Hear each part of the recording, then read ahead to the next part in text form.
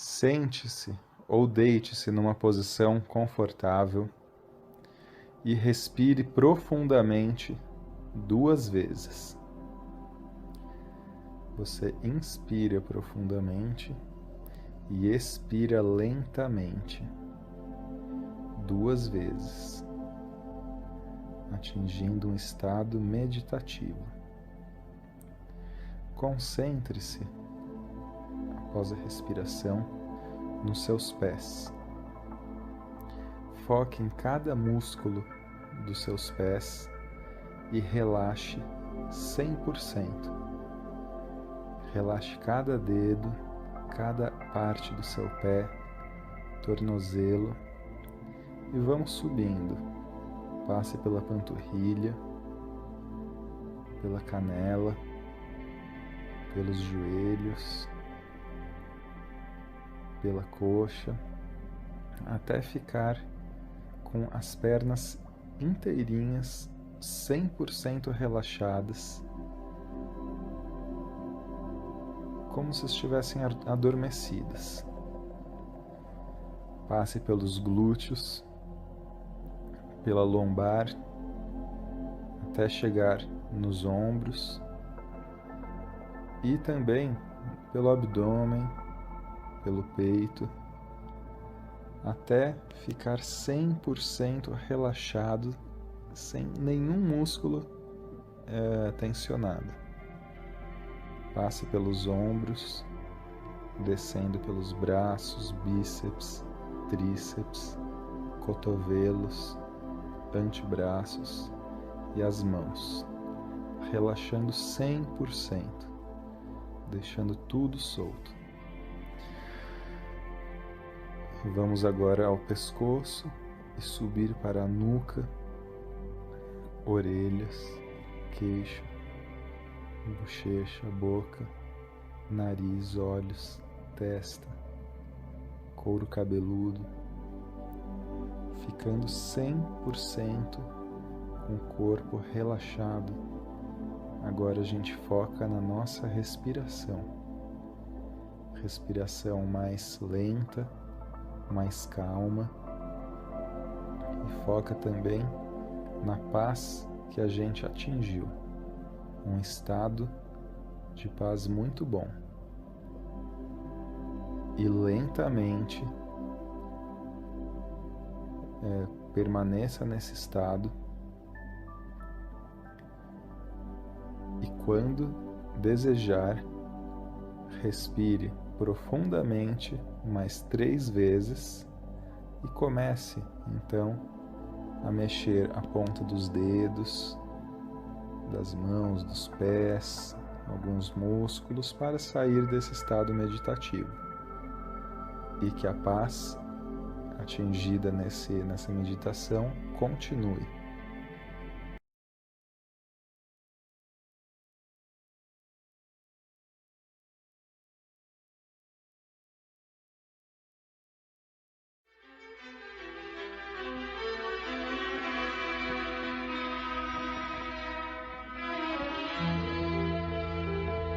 Muitos companheiros na terra se declaram indignos de trabalhar na seara do bem, alegando que não merecem a confiança do Senhor, quando a lógica patenteia outra coisa.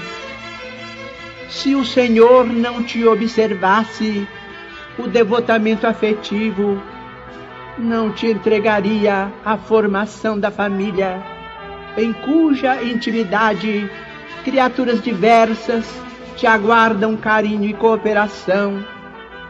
Se não te apreciasse o espírito de responsabilidade, não te permitiria desenvolver tarefas de inteligência, através das quais influencias grande número de pessoas.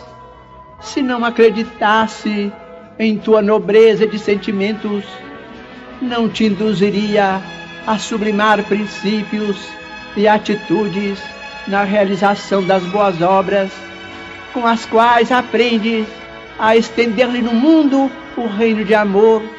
Se não te reconhecesse o senso de escolha não te levaria a examinar teorias do bem e do mal, para que abraces livremente o próprio caminho.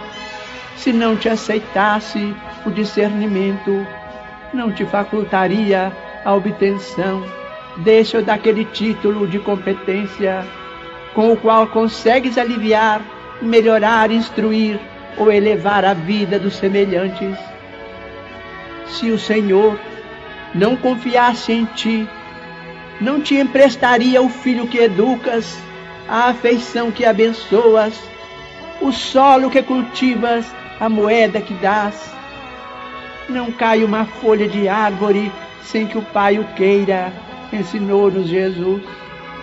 Toda possibilidade da criatura na edificação do bem é concessão do Criador.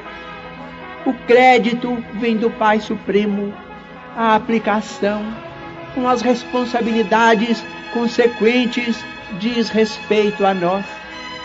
Sempre que te refiras aos problemas da fé, não te fixes unicamente na fé que depositas em Deus. Recorda que Deus igualmente confia em ti.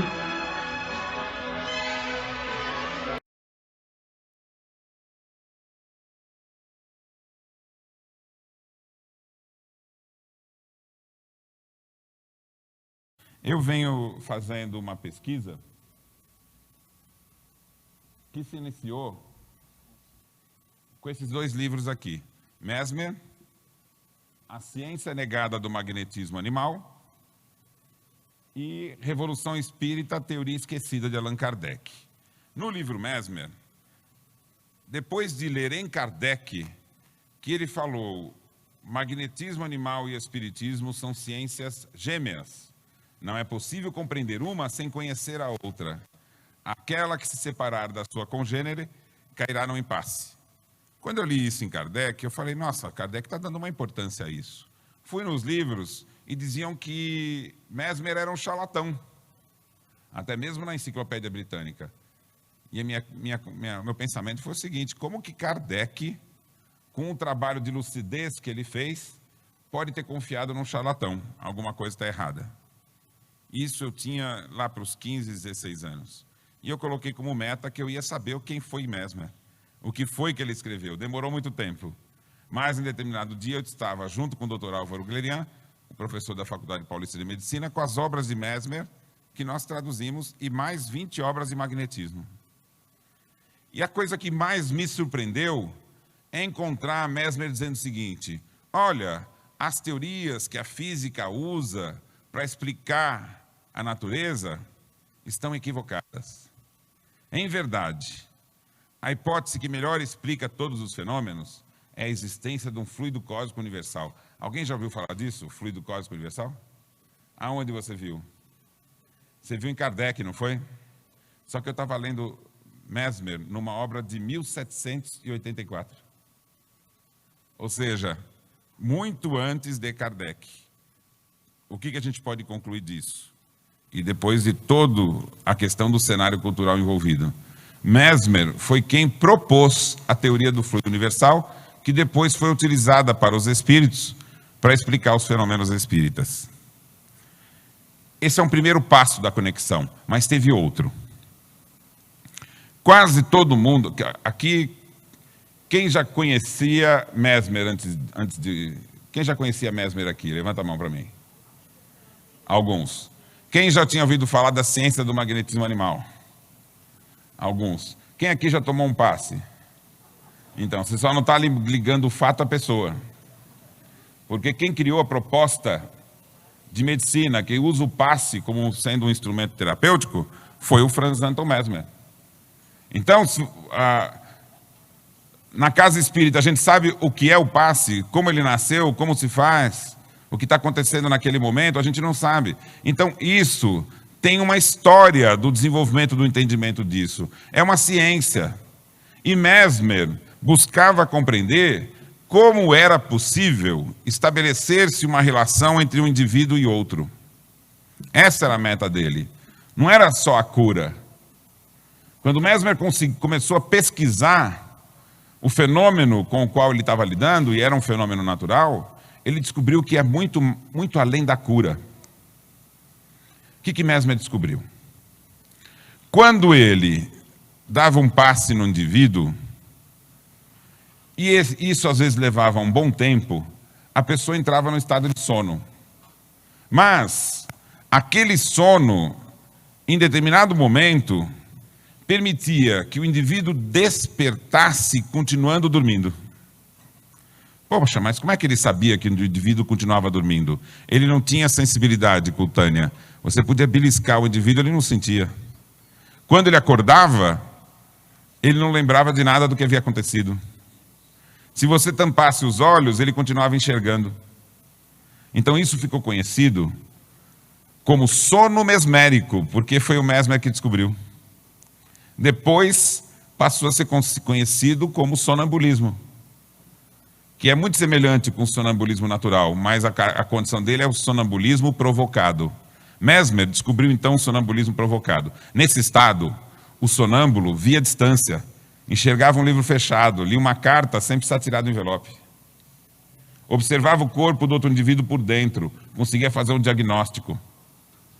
Tinha presciência. Olha, se você fizer esse tratamento, em tanto tempo você vai se curar. Quem passou por essa situação foi Allan Kardec. Allan Kardec teve um problema de visão, foi no médico, o médico falou, você vai ficar cego e não tem solução. Foi numa sonâmbula, ela examinou e disse, se você fizer tal e tal tratamento, em 3 semanas você vai estar curado. Previu até a época. E Kardec falou, tudo ocorreu como a sonâmbula previra. Então, o fenômeno do sonambulismo, hoje praticamente desconhecido, foi um instrumento de alavanca para entender a si mesmo. E Mesmer, então, percebeu no fenômeno do sonambulismo mais uma coisa fantástica. E a coisa era a seguinte, ele pensava na pergunta e o sonâmbulo respondia sem ouvi-la. Presta atenção no fenômeno. Mesmer fez por diversas e diversas vezes essa experiência. Ele pensava na pergunta, o sonâmbulo respondia sem ter ouvido a pergunta. Depois ele começou a fazer o seguinte, ele começou a magnetizar um indivíduo que estava à distância, sem saber que o Mesmer estava fazendo isso, e o indivíduo entrava no estado sonambúlico.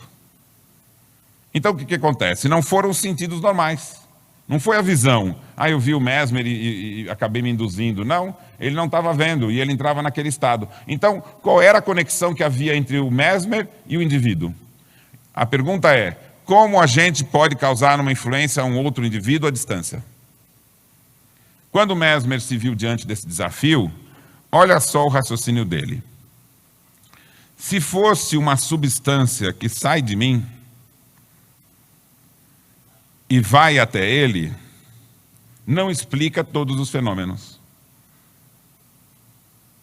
Porque o pensamento não se transmite por meio de uma simples substância. Porque vocês estão entendendo o que eu estou falando? O meu pensamento, vocês estão entendendo? Por quê? Mas por que você está entendendo? Você pensou assim, né? Que pergunta boba, né? Estou entendendo o que você está falando, né?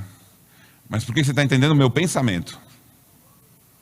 Porque eu estou transformando o meu pensamento em palavras e transmitindo por meio do som. Mas o que é que faz com que no som existam diversas palavras? A modulação.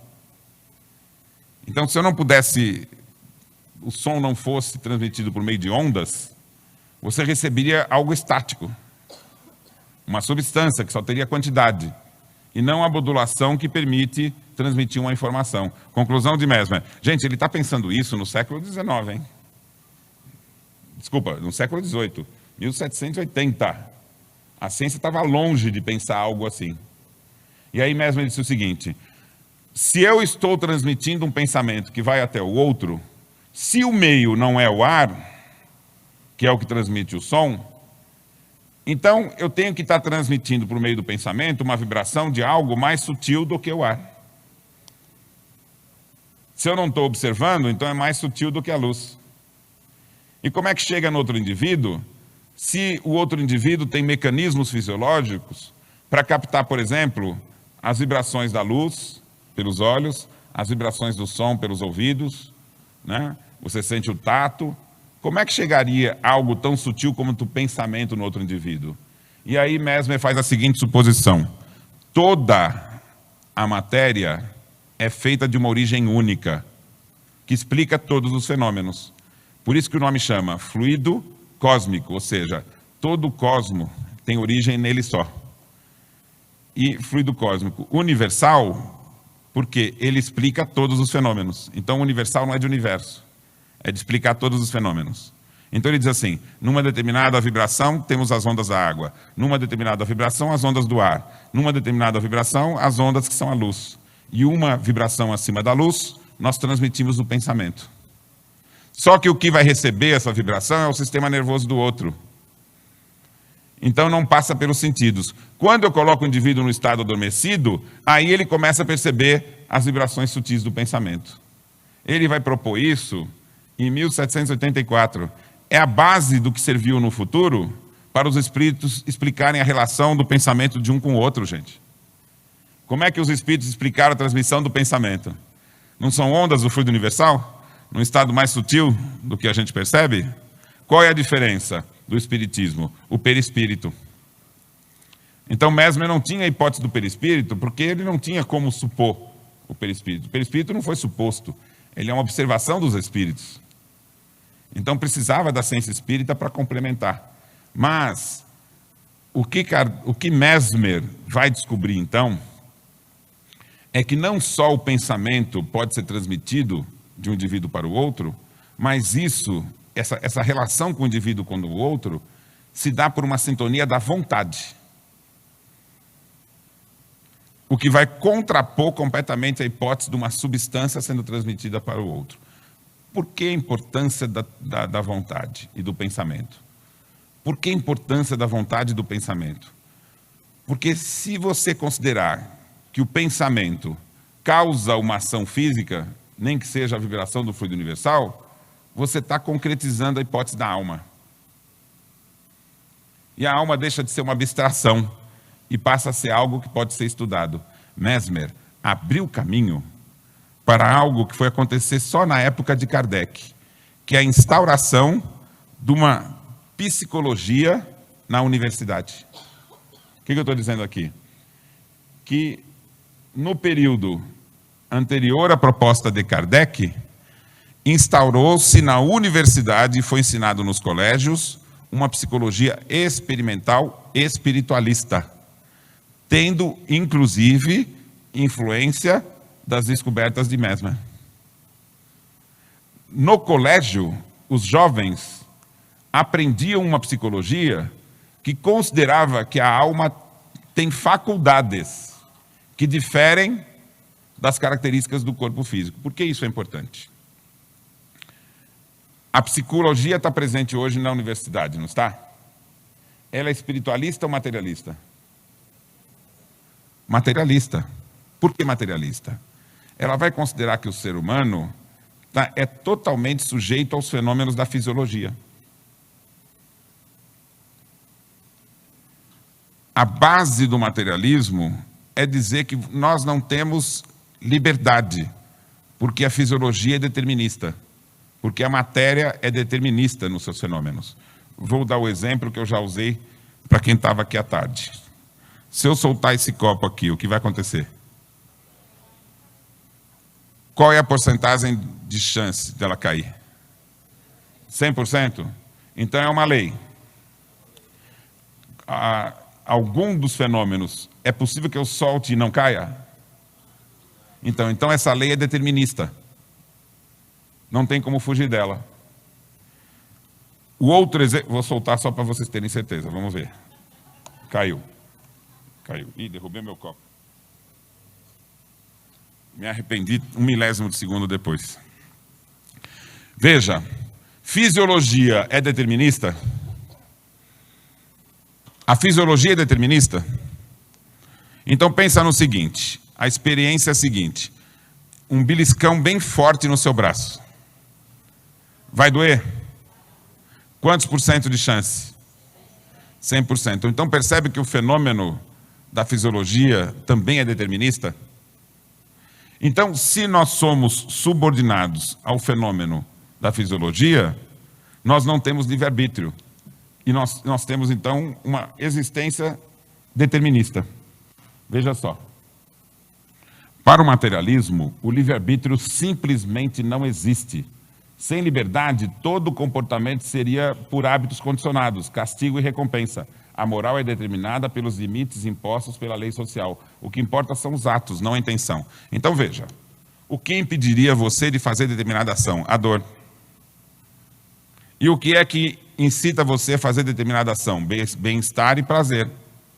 Então, se nós formos consequência dos fenômenos da fisiologia, quem manda no seu comportamento é a dor e o prazer. Ou seja, você é um ser absolutamente condicionado. Quem aqui estudou a moral da igreja na infância? Levanta a mão para mim. Tem uns tímidos aí, hein? Tem certeza que você não foi? Tem mais mão levantando aí. Um monte de gente, eu estou vendo que é a maioria, né? Quem não levantou a mão está com vergonha? Vou fazer um teste. Vocês dois aqui foram educados pela igreja na infância? Foram, então não levantaram, pronto. Peguei uma amostra. Então veja só. Se você foi educado na igreja, você era conduzido pelo medo? E medo do quê? Do inferno. O que é que tem no inferno? Dor. Então você percebe que é o mesmo mecanismo do materialista? Segundo as hipóteses da igreja, quando você morrer e chegar à ressurreição, você recebe um corpo novo. E se você for condenado, você sofre no inferno. E o sofrimento do inferno é causado pelo fogo, não é? Não é pela dor? Então o que ele está dizendo? Que no inferno você vai ser açoitado pelas leis da matéria e pelas leis da fisiologia. Pensaram nisso já? Tem que pensar, gente. Uma das características do espiritismo é a fé raciocinada. Então tem que pensar. Vou falar de novo. O materialista não considera que você é condicionado por dor e prazer? Esse é o fenômeno que vai conseguir formar quem você é. Quando você vai pegar a hipótese da igreja, ela vai dizer assim, olha, Deus vai escolher o que vai acontecer com você após a morte de acordo com o seu comportamento. Se você for obediente, você não vai para o inferno. Só que aí a igreja dá uma amostra um pouco pior. Ela vai dizer assim, o que você está sofrendo na vida físico, a dor física, também é castigo. É isso ou não é? Então, Adão, né, pecou e você está sofrendo as consequências do pecado dele. Se você não for buscar o pensamento do hinduísmo e do budismo, eles vão dar uma outra explicação, que vai ser assim, você foi criado perfeito, sofreu uma queda pelo erro, e a vida é um castigo. Quanto maior o erro, pior a condição. Os gregos falavam a mesma coisa. Você foi criado perfeito, cometeu um erro e cai no mundo. E aí, quando você cai no mundo, você vai viver uma condição de acordo com o erro cometido. Os gregos diziam o seguinte, se você reencarnou como um homem e você cometeu um erro já em vida, aí você vai ter que pagar na vida seguinte. E se o erro foi muito grave, você nasce como mulher. O pensamento do grego era, a condição da mulher é um castigo pior do que o castigo primeiro. Então, a ideia do karma é a ideia do pecado levado à hipótese da reencarnação, ou o inverso. O pecado foi tirado da ideia do karma. Então não adianta você imaginar que nessa vida você está sofrendo castigos em função dos erros cometidos na vida passada e pensar que você não acredita no pecado, porque é essa a ideia do pecado, levado à proposta da reencarnação. O que eu venho trazer para vocês de notícia? Recuperando as propostas de Kardec nas suas ideias originais, ele combateu exatamente a hipótese, tanto da igreja e das outras religiões e do materialismo, que a moral seja fundamentada na dor e no prazer, e no condicionamento. Como isso foi descoberto? Ó, Kardec se baseou na psicologia dos tempos dele para desenvolver o espiritismo. Veja lá, a revista que Kardec desenvolveu toda a sua pesquisa chama-se Revista Espírita, jornal de quê? De estudos psicológicos, mas não a psicologia atual, a psicologia espiritualista da época dele. Nessa psicologia espiritualista, olha como eles vão considerar o ser humano. Veja só. Isso aqui é uma apresentação que leva pelo menos umas 5 horas para mostrar. Não vai dar tempo hoje, né? Ó, então veja aqui. A visão do ser humano, segundo o espiritualista, é essa. O que pertence à sua alma? As faculdades. Quais são as faculdades? Razão, vontade, consciência. E o que pertence ao corpo? Dor, prazer, instintos e paixões. Medo, tristeza, raiva. Então veja o seguinte. Dor e prazer é do corpo ou da alma? Não é do corpo? Se a dor e o prazer são do corpo, como que a moral que é da alma pode se basear em algo que é do corpo? Então, a dor e o prazer pertencem à fisiologia. O materialista diz que você é só o corpo, por isso que ele vai dizer que as duas forças são dor e prazer. A igreja considera que o seu sofrimento nessa vida é causado pelo corpo e que na vida futura, se você for para o inferno, também vai ser causada pelo corpo. Então também dor e prazer é a única coisa que a igreja vai usar para dizer que você precisa ter medo de Deus. Deus te castiga com a dor. Essa é a ideia da igreja. O que Kardec vai nos dizer? Que essas ideias não pertencem ao que os espíritos vão nos demonstrar como sendo lei divina. Então preste atenção. Se a moral não se desenvolve a partir da dor e prazer, o que há na alma para fundamentar a moral? Vou fazer uma outra pergunta.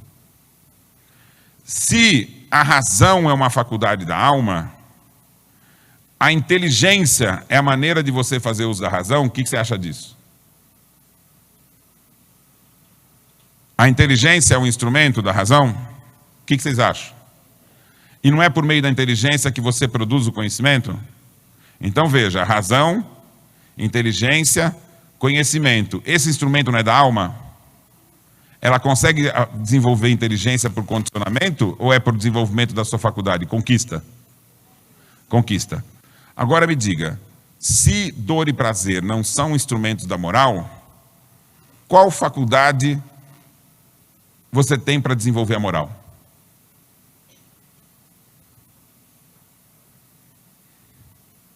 Qual o fundamento da moral? Castigo e recompensa? Aí é dor e prazer, se não é, é o quê? Veja, a inteligência é o instrumento da razão. A vontade é o instrumento da escolha. Quando você compreende, você faz uso da sua vontade para escolher. Esse é o instrumento da conquista do livre-arbítrio. Então, o que é moral? Moral é domínio da vontade. Ou seja, a moral não se estabelece por meio de castigo e recompensa, nem mesmo por condicionamento. A moral se estabelece quando você aprende a escolher livremente o que você considera que é o melhor. Mas como que eu vou saber o que é o melhor e o que não é? Em cada circunstância, qual é a minha referência? Se a referência não é a lei, não é o livro, não é um bom espírito, aonde vai estar a referência para eu fazer a escolha correta? A referência é a tua consciência. Então você tem as leis de Deus na tua consciência, mas eu não consigo compreendê-las todas. Desenvolva a razão e você vai compreendê-las. Ah, mas como é que eu posso ser responsável por todas as leis se eu não compreendo todas elas? Você não é responsável por todas as leis. E aí é que a gente vai encontrar o que Kardec vai nos ensinar sobre o assunto. Veja só. Ignoramos as condições das primeiras encarnações da alma. Sabemos que elas são criadas simples e ignorantes. O que significa simples e ignorantes? Ignorante é o quê? sem o desenvolvimento da inteligência. E o que significa simples? Sem o domínio da vontade. Então, simples ignorante é o ser que é conduzido pelos instintos e pelas emoções, como são os animais. E aos poucos, ele vai desenvolvendo as suas faculdades. Então veja, segundo a igreja e as religiões, Deus criou você perfeito e deu todo o livre-arbítrio para você fazer as escolhas. Escolhendo mal, não importa qual erro seja, você cai. O que é que o Espiritismo vai propor? O inverso. Você não tem nenhuma faculdade. Você se desenvolveu nos seres mais simples da criação, desde o átomo ao animal superior. Você dominou as leis da matéria. Elas não são deterministas? As leis da fisiologia não são deterministas? Então os animais usam de faculdades como inteligência e vontade para se desenvolver? Não. Como é que os animais se desenvolvem? Pelo condicionamento. Então, quais são os impulsos fisiológicos que movem o animal para que ele tenha uma evolução anímica que não depende dele? Dor e prazer. Ué, mas não é o que diz o materialista? O materialista quer dizer que isso é para você e não para os animais. E o Espiritismo explica, a alma se desenvolve nos animais, ainda sem consciência de si mesmo. E aí sim ela é condicionada pelos instrumentos do instinto, da dor e do prazer. Mas será que você está na mesma condição do animal? Essa que é a questão. A primeira vida humana sua não é uma depois da última vida animal? Concorda? Sua primeira vida humana é uma depois da vida animal. Você já tem as faculdades? Tem as faculdades já? Razão, vontade? Livre-arbítrio? Consciência? Não, vamos ver Kardec. Olha lá. Ignoramos as condições das primeiras encarnações da alma. Sabemos que elas são criadas simples e ignorantes.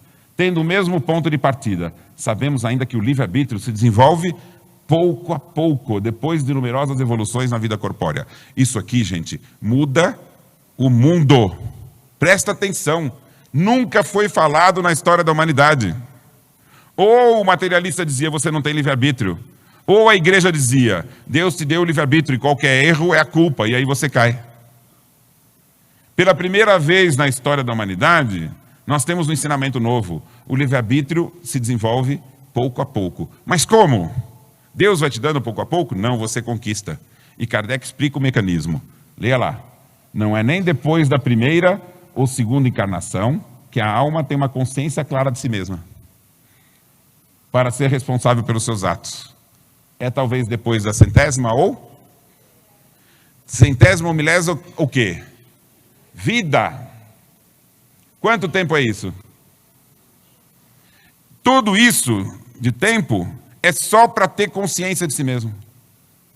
E aí ele vai dizer, e ainda, na medida que a alma goza do seu livre-arbítrio, sua responsabilidade moral cresce em razão do desenvolvimento da inteligência. Então, quando você conquista o livre-arbítrio, ele é limitado só àquilo que você já compreende. A sua responsabilidade moral só vai até aí. E ela vai se ampliando na medida que aumenta a inteligência. Quanto mais inteligência, mais responsabilidade moral. Então, basta desenvolver inteligência para você conquistar a sua evolução? Não, você vai ter que desenvolver a moral. E como é que você desenvolve a moral? Obtendo o controle da sua vontade. Esse ensinamento, gente, é transformador. Primeiro, você tem culpa sobre aquilo que você não sabe? E você não tem que experimentar para compreender? E quando surge a responsabilidade moral, depois que compreendeu? O mecanismo de evolução da alma humana é completamente diferente do desenvolvimento do animal. O animal, sim, é por condicionamento. Por quê? As leis da fisiologia são deterministas. Vou fazer um exemplo aqui. Se eu beliscar você, você vai sentir dor? Tem como evitar? Se eu beliscar, você consegue falar, não dói? Não, beliscou, doeu, não é? Se eu soltar isso aqui, não é determinista? Cai. Agora eu vou pedir para vocês o seguinte. Eu vou contar até 3. No 3, Você levanta ou não a sua mão? 1, 2, 3. Alguns levantaram e alguns não. Cadê o determinismo? A única coisa neste mundo que a gente fica compreendendo a lei da alma é a escolha livre do espírito humano. Então, quando você escolhe, você está sendo um espírito. Quando você tem obediência passiva, você está exercendo a sua vontade? Não, então você está se abstendo de fazer a escolha. Você está se abstendo de agir moralmente. Quando você aceita o que o outro fala por sua autoridade, você está fazendo uso da razão? Aí o que é? Fé cega. A fé raciocinada é quando você acredita naquilo que você compreendeu. Você não pode, de forma alguma, aceitar o raciocínio do outro, sem compreendê-lo, por autoridade. Não, ele deve estar falando uma coisa certa, porque eu confio nele. Está errado. E quando você abre mão de escolher o seu comportamento para aceitar as imposições, seja da sociedade, seja de um outro, você não está abrindo mão das suas escolhas. Você continua responsável pelas suas escolhas. E por que um ser humano abriria mão de escolher e de pensar para deixar que outro faça isso por ele? É o medo da liberdade.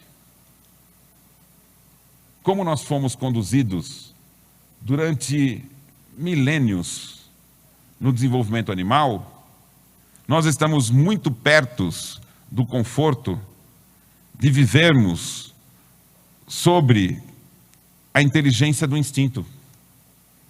Os animais não vivem sob a inteligência do instinto? Eles precisam pensar racionalmente para escolher o seu alimento? Eles precisam criar a estratégia correta? Não, o instinto dá tudo isso para eles. Então, vamos entender a figura do paraíso. A figura do Adão no paraíso não é do ser humano inteligente e capaz. É do ser humano no desenvolvimento animal, sem ainda ter o uso da razão e da vontade, sem ter consciência de si mesmo. Ele não se percebe diferente da natureza que o cerca, e por isso ele vive, não uma felicidade, mas uma harmonia. O animal pode viver em harmonia com a natureza, mas ele não é feliz, porque felicidade é sentimento da alma que conquistou seus valores. Então, o símbolo do Adão e da Eva no paraíso é o símbolo do princípio espiritual sob domínio do instinto, nas primeiras vidas, que ele ainda não conquistou a consciência de si mesmo. Aí, o que é o símbolo de ele perder essa natureza simples? Qual é o símbolo? Ele comeu o quê? Não foi maçã. Vai ler a Bíblia que você não vai achar maçã lá. Te enganaram. Me perdoe, mas te enganaram. Não tem maçã na Bíblia. Alguém sabe aqui o que ele comeu?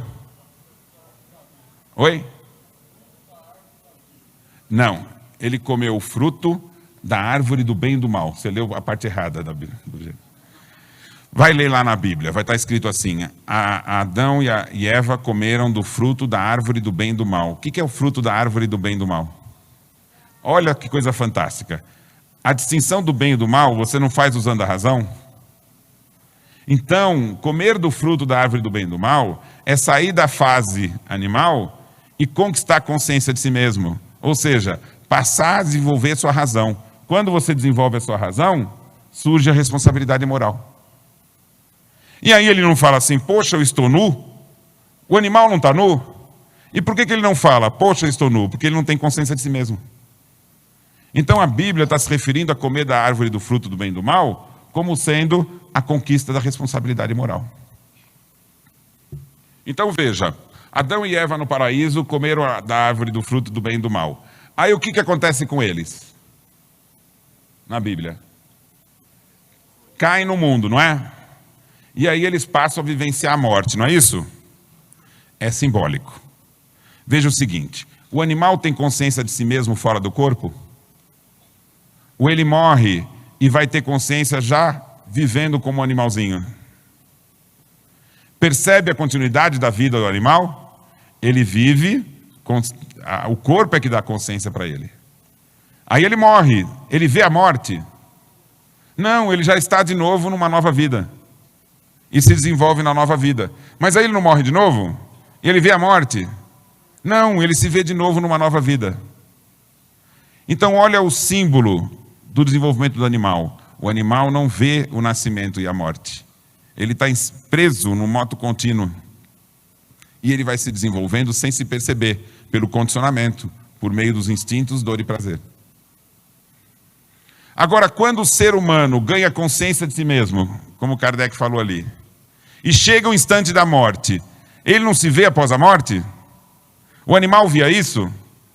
Então, a morte passa a existir para Adão porque ele começa a perceber que morre e renasce. E o fato dele morrer e renascer várias vezes conscientes pode dar a ele o medo da morte.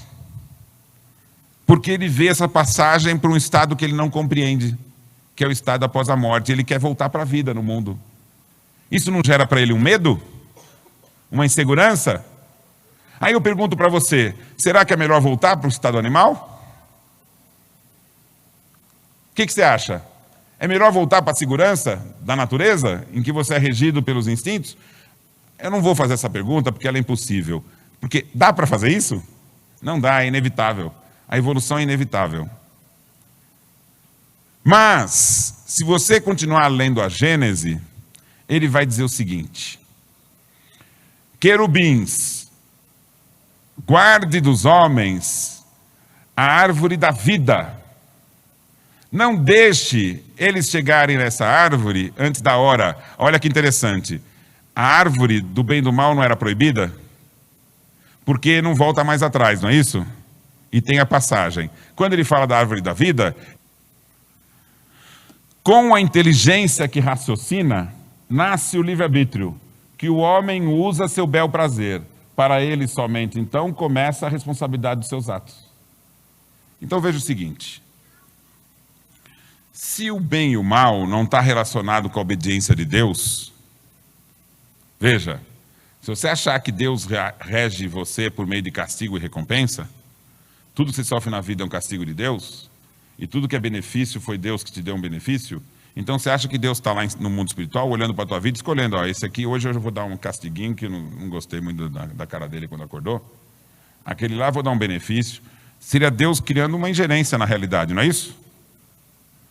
Então, essa ingerência leva para o absurdo, que é você achar assim, não, se eu submeter a Deus, ele vai fazer tudo que é bom na minha vida. E cria uma culpa falsa, que é você pensar assim, todos os problemas que eu estou enfrentando, alguma culpa eu tenho, por isso que eu estou sendo castigada. Se você compreender que o desenvolvimento moral é o domínio da vontade, você fica independente dos fatos da vida e percebe que eles são condições do determinismo do mundo físico. Se na fisiologia a dor é inevitável, o que é inevitável em você é a escolha. E a escolha é independente das condições do mundo físico. A escolha é a sua razão, o seu entendimento. Então, o que é que o Espiritismo vai explicar? Em sendo a vontade a alavanca do seu desenvolvimento espiritual, é por meio da vontade que você vai conseguir no mundo espiritual se desenvolver, e não no mundo físico. Então vamos pensar na vida após a morte. Um espírito pode voar ao longe? O que vocês acham? Um espírito pode conhecer um outro planeta? Pode? Qual é a condição necessária para ele fazer isso? Ter o controle da sua vontade. Então, quando fala do desenvolvimento moral, que está correto, o que é a moral? É o controle da vontade. Então, quando eu tenho um domínio sobre a minha vontade, eu controlo a minha concentração e altero as condições do meu perispírito. Como é que eu faço para perceber um pensamento distante? Eu não tenho que ter controle sobre a razão? Então, os domínios da capacidade da alma, enquanto razão, imaginação e vontade, permitem essas condições que no mundo espiritual você ganha a liberdade. Ah, mas o espírito que não faz isso. E o espírito que usa a sua vontade ou a sua inteligência para abusar das condições da vida dele no mundo. Veja, uma espécie precisa que seja escolhido um líder, uma espécie animal. O leão não precisa saber qual é o leão mais forte para controlar a matilha? Não precisa disso? Então eles não vão decidir isso, muitas vezes numa disputa entre eles? Mas quando se estabeleceu qual é o líder, ele não está escolhido? As características do leão, que é o principal, são da alma dele ou do corpo? Do corpo. Então não tem nada a ver com questão moral, tem a ver com instinto. Está claro isso?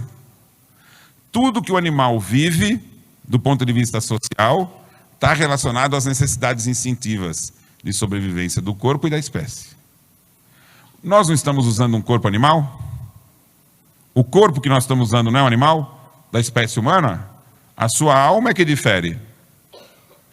Então, há necessidade do poder entre nós?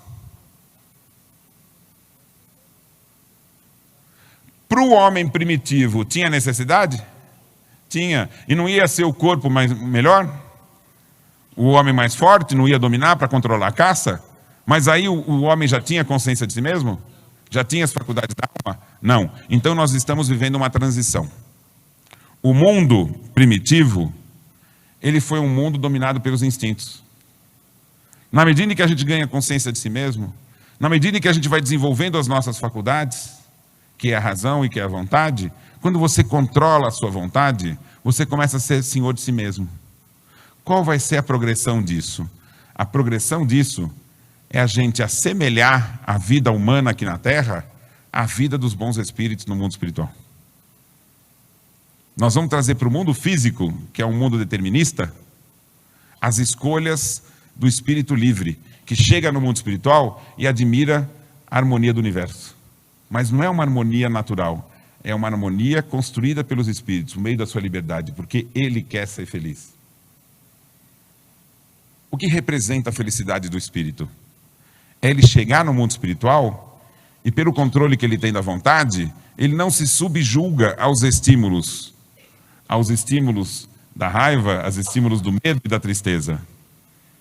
Pelo controle da vontade, ele supera tudo isso. Veja, se você estiver no mundo espiritual e tem um indivíduo mergulhado na tristeza, se você se aproxima dele e a tristeza dele deixa você também triste, você vai ajudá-lo? Não. Então, como é possível você ajudá-lo? Você ter domínio sobre essa emoção. Aqui no mundo você tem domínio sobre a emoção? Ou quando estimula a sua tristeza, você fica triste? Você tem que ficar triste quando você tem uma perda real. Concorda com isso? O primeiro momento da perda de um ente querido, ele é naturalmente uma tristeza, que você perde o convívio. Mas depois, usando a razão e a vontade, você fala, peraí, ele não morreu. E você não busca, então, o consolo da vida eterna para o seu entendimento? Agora, se um indivíduo xinga você, você fica triste por isso? Se você ficar triste por um outro que te humilha ou que te xinga, você está dando para o outro o poder de controlar a tua emoção. Se você fica com raiva quando o outro te provoca, você entregou ao outro que quer lhe colocar nessa condição o poder de colocar. Me diga uma coisa, o que há de verdadeiramente seu, senão controle sobre a vontade? Não é isso que é a tua moral? Então por que você entrega o poder de controlar a si mesmo para o outro que lhe provoca? Então, o que é o desenvolvimento moral? É eu controlar minha vontade de tal forma que eu consigo ter lucidez em todos os momentos que eu vivo. E quando eu chego no mundo espiritual, eu não me deixo levar pelas aparências e consigo ser útil diante do outro que sofre. Ganhar o domínio da própria vontade, desenvolver a razão, nos dá as asas para voos inimagináveis nas harmonias do universo. Você sabe quantas alegrias estão além dos limites do chão? O espírito que morre apegado à terra, o espírito que morre condicionado pelos desejos do mundo,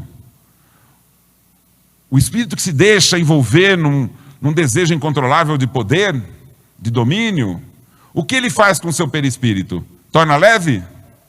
Ou torna esse espírito pesado, preso ao chão? Então ele morre e vai para o mundo espiritual e vive lá como se estivesse aqui. Ele priva a si próprio de se ligar aos outros mentalmente. E se ligar aos outros mentalmente é o fundamento das harmonias celestes.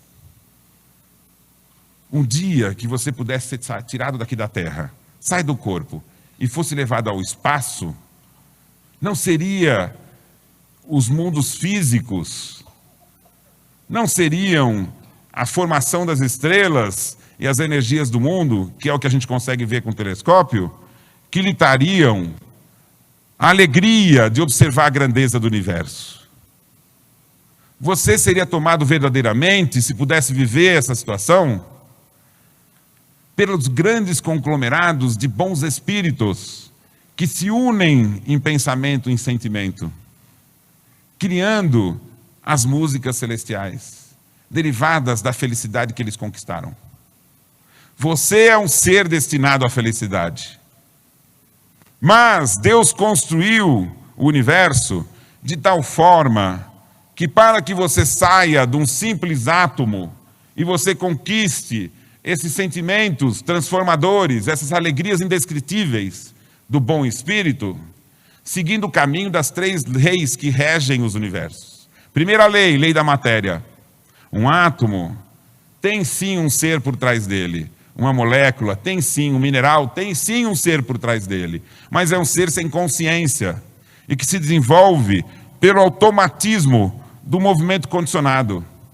Os movimentos que ele vai vivenciar e que vão permitir a ele um próprio desenvolvimento são todos mecânicos. E aí ele sai do movimento mecânico em um determinado momento e vai viver o esplêndido fenômeno da vida.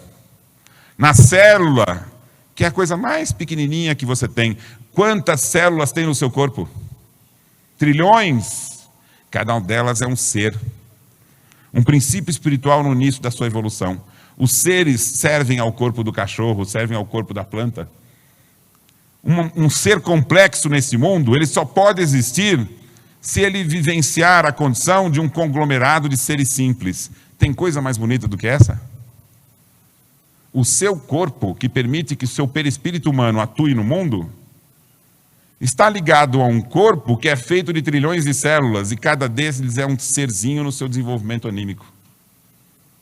Os seres simples, então, vão conquistando, quando se tornam complexos, a capacidade de evoluir no desenvolvimento dos instintos e das emoções.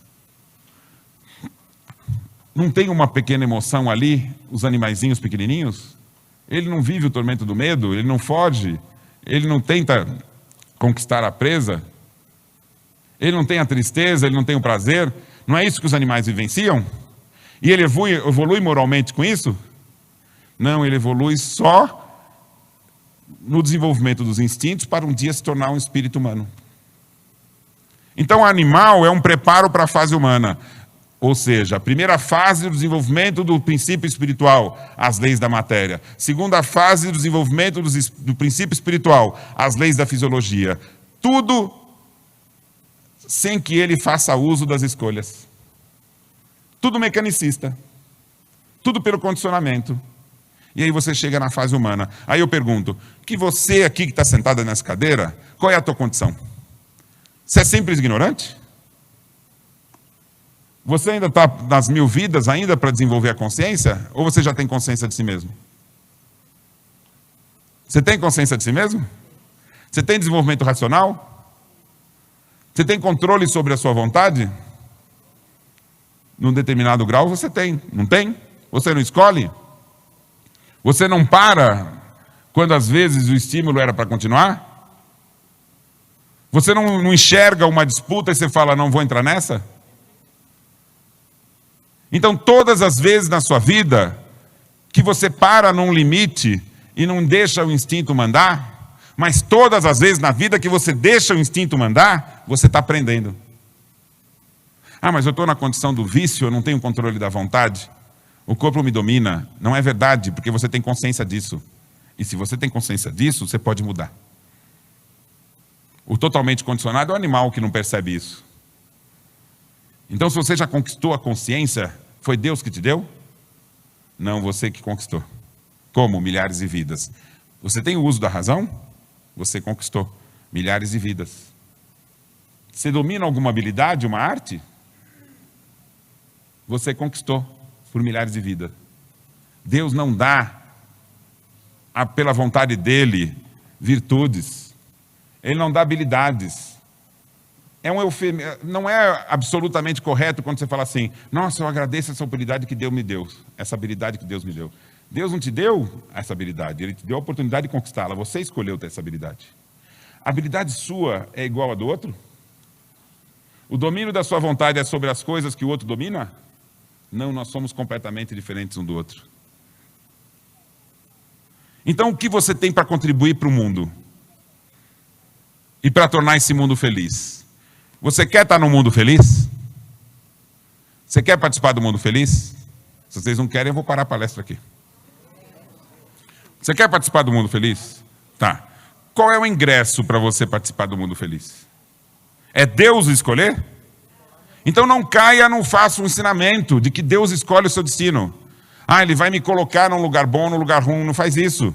No mundo espiritual, não funcionam as leis da matéria nem da fisiologia, só as leis da alma. Não há dor nem prazer na espiritualidade. Ah, mas os espíritos dizem que estão sentindo dor. Não estão sentindo dor. Porque a dor não é causada pelo ambiente. O espírito não sente frio, porque o frio não é causado pelo ambiente. Quando um espírito sente dor ou sofrimento no mundo espiritual, a causa não é sofrimento físico, é sofrimento moral. E a causa do sofrimento moral é a imperfeição. O que é a imperfeição? Presta bem atenção. A imperfeição é o uso do desenvolvimento das faculdades da alma para abusar das condições fisiológicas. Esse é o mal. O que é o mal? O mal é eu tenho vontade e tenho razão. Eu tenho inteligência. Aí eu pego um instinto do meu corpo, que é de poder, que não serve mais na nossa sociedade, e eu falo, não, eu quero poder, eu quero poder, eu quero poder. E aí eu uso a inteligência para conquistar o poder. Eu uso a inteligência, não conquisto o poder. Eu desenvolvo em mim um apego. E esse apego, quando eu chego no mundo espiritual, me deixa denso, apegado à matéria. E aí eu sofro. Mas como é que eu me liberto disso? Mude o foco. Em vez de você querer o poder, abra mão de querer favorecer a personalidade quando você está nesse mundo. Porque você vai passar por milhares e milhares de vidas. Qual que é o seu nome? Paulo. Bonito nome, Paulo. Qual que é o seu nome? Carlos. Qual que é o seu nome? Armando. E você? Veja. Armando, Paulo, Carlos. Carlos, você é Carlos há quanto tempo? Há 50 anos é Carlos. Você há quantos anos é Paulo? Quanto? 61. Né? E você há quanto tempo? 31. Alguém aqui vai chegar a 150 anos? Não vai. Então vamos dizer que você vive 80, 90 anos. Você vai ser Paulo só nesse período. Depois você vai ser Paulo de continuar sendo Paulo? Não, você é uma alma. E antes de ser Paulo, você era o Paulo? Não. Quantas pessoas você vai ser? Quantas pessoas você já foi? Não são milhares? Então você não é o Paulo, você é um espírito. O que importa a tua personalidade? Pensa no seguinte, a gente coloca a nossa personalidade como sendo importantíssima. Tudo bem, vamos dizer que você tenha sido humilhado em algum momento na tua vida. Isso é absurdo, é impensável. Poxa, por que eu fui humilhado? Vai ter uma pessoa negra aqui no nosso grupo aqui, que é humilhado desde criança. Se bobear todos os dias. Você pensa que a dor dele é menor que a tua? Pensa. Muitas vezes uma pessoa, por ter ser humilhado uma vez na vida, ele passa o resto da vida triste. E o negro que enfrenta a condição, e a mulher que é humilhada pela sua condição de mulher, se ela quiser se impor? Então esse mundo aqui, gente, ser humilhado, Não serve para absolutamente nada. O que importa é como você sai da humilhação. Qual é a tua força diante dela? O quanto você continua firme ao mesmo tempo em que isso te açoita. O quanto você sai incólume da tentativa dos outros e do mundo para te desestabilizar. O quanto você come do fruto da árvore da vida, sabendo que você não é uma personalidade que tem 80 anos, você é uma alma que tem milhares e milhares e milhares de vidas. E qual é a vantagem de você escolher esse caminho? Nesse mundo, pouco. Porque a lei da alma é exercida com grandeza nesse mundo? Ou não? Veja, todo mundo tem a oportunidade de se desenvolver intelectualmente? Ou uma parcela pequena da nossa população? Uma parcela pequena da nossa população. Quantas pessoas têm a liberdade de escolher o que quer fazer da vida? Uma parcela pequena da população. A liberdade, ela é esmagada neste mundo velho, sendo que a liberdade é a lei do mundo espiritual. Não é um contraste? Aquele que é apegado, luta contra a liberdade, o que acontece quando ele chega no mundo espiritual? Ele é acuado pela própria ignorância. Ele se esconde, ele sofre. Porque ele quer ter o poder nele. E quando ele chega no mundo espiritual, o poder não está nele, o poder está na diversidade. Em que condições somos poderosos? Somos poderosos quando somos unidos. Em que condições nós temos justiça? Quando nos oferecemos a justiça para aquele que está do nosso lado. Se eu garantir que você tenha todas as condições da justiça, eu estou conseguindo as condições de justiça para mim. Como que eu vou ser respeitado, não importa quanto diferente eu seja? Quando eu respeito você, o quanto diferente você seja. Como que eu vou conseguir valorizar a coisa que eu quero fazer? Por exemplo, vamos dizer que eu quero ser artista. O mundo dá condições para ser artista? Não, ele valoriza uma profissão e não outra. Então, como que você vai ser respeitado nos seus valores? Quando nós, como comunidade, respeitarmos os valores de todos. A gente só vai poder ser feliz nesse mundo quando a gente permitir que qualquer espírito humano que encarne nesse planeta, encarne com as possibilidades do desenvolvimento intelectual, com as possibilidades de exercer a liberdade, com as possibilidades de ter uma família, com as possibilidades de ter trabalho e ter descanso, e de ser ele mesmo. Nós só vamos ter segurança nesse mundo quando a gente respeitar a liberdade das escolhas do outro. O outro é o diferente, que ótimo. Sermos diferentes é o nosso grande valor. Porque a diferença é que nos torna fortes. A gente não pode ser perfeito quanto como Deus. Mas se cada um refletir de Deus um pedacinho das qualidades, um pedacinho dos conhecimentos, um pedacinho dos entendimentos, um pedacinho das capacidades, todos nós somando somos reflexos de Deus. Esse mundo vai ser feliz. Alguém tem dúvida disso? Você, enquanto espírito, vai ser feliz. Não tenha dúvida disso. Para ser espírita, seja absolutamente otimista. Mas não otimismo cego, mas otimismo esclarecido. Então Deus deixa para nós dois únicos fins impossíveis de se desviar. O mundo vai ser feliz. E você, Beto, vai ser feliz. Você, Paulo, vai ser feliz. Você vai ser feliz. O que Deus deixa para a gente decidir?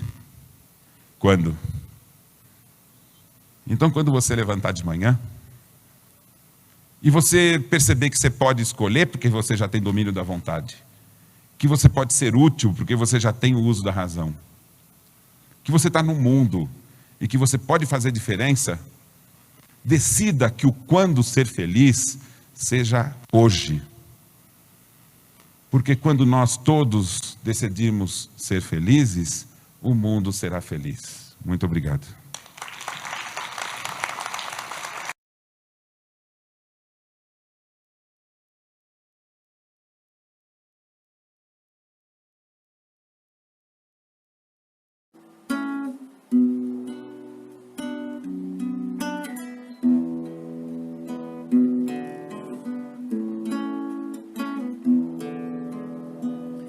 quanta luz nesse ambiente descendo sobre nós, vibrando em nossa mente. Quanta luz, quando assim em prece, como a alma cresce aos olhos de Jesus. Quanta luz, pois em oração a voz do Mestre fala ao nosso coração. Quanta luz descendo sobre nós, quanta luz, quanta luz, quanta luz nesse ambiente descendo sobre nós, vibrando em nossa mente. Quanta luz,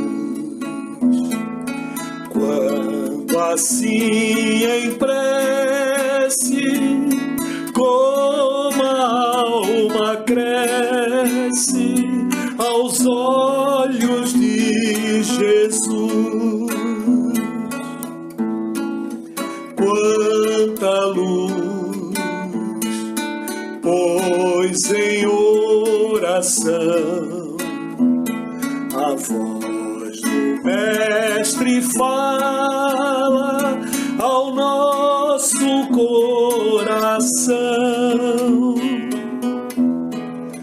Quanta luz descendo sobre nós,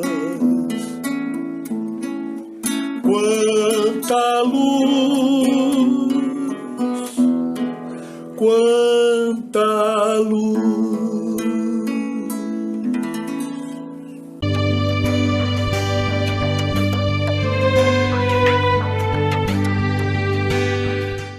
Nós vamos visualizar neste momento a presença do Cristo, numa imagem que a espiritualidade aqui presente me passa, do Senhor envolto em luz, abraçando o planeta Terra.